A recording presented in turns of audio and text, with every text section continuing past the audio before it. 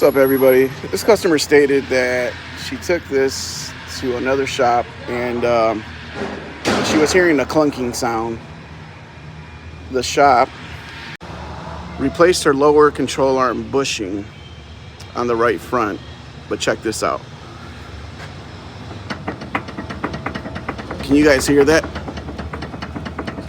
Like, how in the heck do you miss that? Like, are you serious? The inner tie rod is detached from the steering gear. That is crazy. Tell me what you think. Leave your comments below. Like and subscribe.